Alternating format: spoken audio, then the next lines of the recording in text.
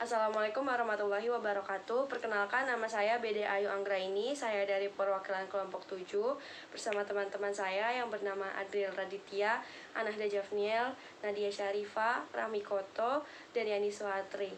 Kami akan bercerita tentang sejarah singkat proklamasi kemerdekaan Indonesia.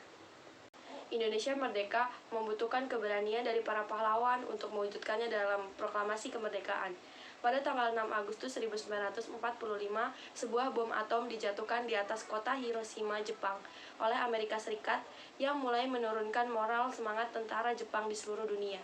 Kemudian, pada tanggal 9 Agustus 1945, bom atom kedua dijatuhkan di atas Nagasaki sehingga menyebabkan Jepang menyerah kepada Amerika Serikat dan sekutunya.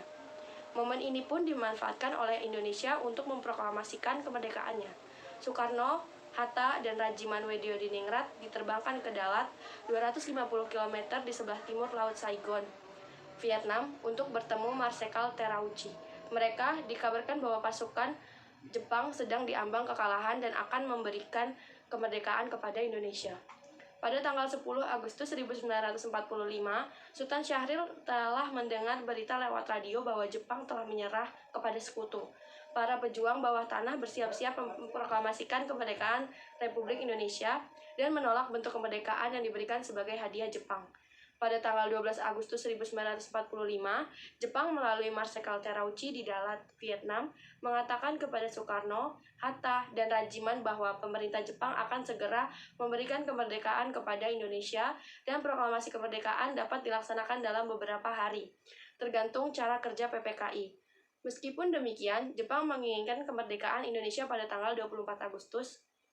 2 hari kemudian, saat Soekarno, Hatta, dan Rajiman kembali ke tanah air dari Dalat, Sultan Syahrir mendesak agar Soekarno segera memproklamasikan kemerdekaan karena menganggap hasil pertemuan di Dalat sebagai tipu muslihat Jepang. Soekarno belum yakin bahwa Jepang memang telah menyerah dan memproklamasi kemerdekaan Republik Indonesia saat itu dapat menimbulkan pertumpahan darah yang besar. Pada tanggal 14 Agustus 1945, Jepang menyerah kepada sekutu. Tentara dan Angkatan Laut Jepang masih berkuasa di Indonesia karena Jepang telah berjanji akan mengembalikan kekuasaan di Indonesia ke tangan sekutu. Setelah mendengar desas-desus Jepang bakal bertekuk lutut, golongan muda mendesak golongan tua untuk segera memproklamasikan kemerdekaan Indonesia. Namun golongan tua tidak ingin terburu-buru. Mereka tidak menginginkan terjadinya pertumpahan darah pada saat proklamasi. Konsultasi pun dilakukan dalam bentuk rapat PPKI. Golongan muda tidak menyetujui rapat itu. Mengingat PPKI adalah sebuah badan yang dibentuk oleh Jepang, mereka menginginkan kemerdekaan atas usaha bangsa kita sendiri, bukan pemberian Jepang. Soekarno dan Hatta bersama Subarjo kemudian ke kantor Bukanfu Laksamana Maeda di Jalan Imam Bonjol nomor 1. Maeda menyambut kedatangan mereka dengan ucapan selamat atas keberhasilan mereka di Dalat. Sambil menjawab, ia belum menerima konfirmasi serta masih menunggu instruksi dari Tokyo. Keesokan harinya, Soekarno dan Hatta segera mempersiapkan pertemuan Panitia Persiapan Kemerdekaan Indonesia atau PPKI pada pukul 10 pagi 16 Agustus guna membicarakan segala sesuatu yang berhubungan dengan persiapan proklamasi kemerdekaan. Sehari kemudian, gejolak tekanan yang menghendaki pengambil alihan kekuasaan oleh Indonesia makin memuncak, dilancarkan para pemuda dari beberapa golongan rapat PPKI pada 16 Agustus pukul 10 pagi tidak dilaksanakan karena Soekarno dan Hatta tidak muncul. Peserta rapat tidak tahu telah terjadi peristiwa Rengas Dengklok. Pada dini hari, tanggal 16 Agustus 1945, para pemuda pejuang termasuk Khairul Saleh, Sukarni, Sudanko Singgih, dan pemuda lainnya membawa Soekarno beserta Fatmawati dan Guntur yang baru berusia 9 bulan dan Hatta ke Rengas Dengklok, yang kemudian dikenal dengan peristiwa Rengas Dengklok.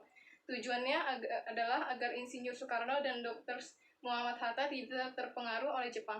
Di sini mereka kembali meyakinkan Soekarno bahwa Jepang telah menyerah dan para pejuang telah siap untuk melawan Jepang apapun risikonya. Di Jakarta, golongan muda Wikana dan golongan tua yaitu Ahmad Subarjo melakukan perundingan. Ahmad Subarjo menyetujui untuk memproklamasikan kemerdekaan Indonesia di Jakarta. Maka diutuslah Yusuf Punto untuk mengantar Ahmad Subarjo ke Rengas Dengklok. Mereka menjemput Insinyur Soekarno dan Dr. Andes Muhammad Hatta kembali ke Jakarta. Dan Ahmad Subarjo berhasil meyakinkan para pemuda untuk tidak berburu-buru memproklamasikan kemerdekaan. Malam harinya, Soekarno dan Hatta kembali ke Jakarta, lalu bertemu dengan Mayor Jenderal Otoshi Nishimura, Kepala Departemen Urusan Umum Pemerintahan Militer Jepang. Nishimura mengemukakan bahwa sejak siang hari tanggal 16 Agustus 1945, telah diterima perintah dari Takio bahwa Jepang harus menjaga status quo, tidak dapat memberi izin untuk mempersiapkan proklamasi kemerdekaan Indonesia, sebagaimana yang telah dijanjikan oleh Marsikal Trauci di Dalat, Vietnam. Soekarno dan Hatta menyesali keputusannya dan menyindir Nishimura. Apakah itu sikap seorang perwira yang bersemangat, Bushido? Ingkar janji agar dikasihani oleh sekutu. Setelah dari rumah Nishimura, Soekarno dan Hatta menuju rumah Laksamana Maeda, diiringi oleh Miyoshi guna melakukan rapat untuk menyiapkan teks proklamasi. Penyusunan teks proklamasi oleh Soekarno, Muhammad Hatta, Soebarjo, dan disaksikan oleh Soekarni, BM Dia, Sudiro, dan Sayuti Melik. Konsep teks proklamasi ini ditulis oleh Insinyur Soekarno sendiri, dan Soekarni mengusulkan agar yang menandatangani teks proklamasi itu adalah Soekarno dan Muhammad Hatta atas nama bangsa Indonesia. Setelah konsep selesai disepakati, Sayuti Melik menyalin dan mengetik naskah tersebut menggunakan mesin ketik milik Mayor Dr. Herman Kandeler dari kantor perwakilan Al-Jerman.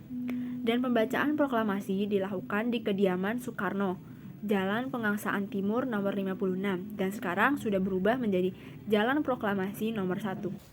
Pagi harinya, 17 Agustus 1945, di kediaman Soekarno, Jalan Penganggasan Timur 56, telah hadir antara lain Suwirjo, Wilopo, Gafar, Pringgodikdo, Tabrani, dan Trimurti.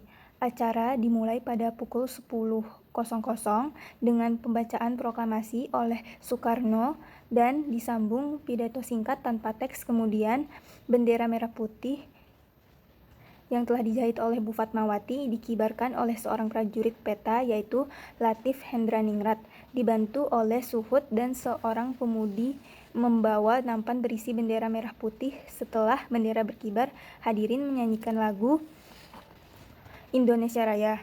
Sampai saat ini bendera pusaka tersebut masih disimpan di Museum Tugu Monumen Nasional. Pada tanggal 18 Agustus 1945, Panitia Persiapan Kemerdekaan Indonesia atau PPKI mengambil keputusan mengesahkan dan menetapkan Undang-Undang Dasar sebagai dasar negara Republik Indonesia, yang selanjutnya dikenal sebagai UUD 45. Dengan demikian, terbentuklah Pemerintahan Negara Kesatuan Indonesia yang berbentuk Republik atau NKRI dengan kedaulatan di tangan rakyat yang dilakukan sepenuhnya oleh Majelis Permusyawaratan Rakyat atau MPR yang akan dibentuk kemudian. Setelah itu, Soekarno dan M. Hatta terpilih atas usul dari Otto Iskandardinata dan persetujuan dari PPKI sebagai Presiden dan Wakil Presiden Republik Indonesia yang pertama. Presiden dan Wakil Presiden akan dibantu oleh sebuah komite nasional. Sungguh kemerdekaan bangsa Indonesia yang kita kecap sekarang ini adalah buah perjuangan dari pendahulu-pendahulu kita. Kemerdekaan ini diraih penuh pengorbanan harta, benda, dan nyawa. Sepatutnya lah kita yang hidup di masa kini mengisi kemerdekaan itu sesuai bidang kita masing-masing.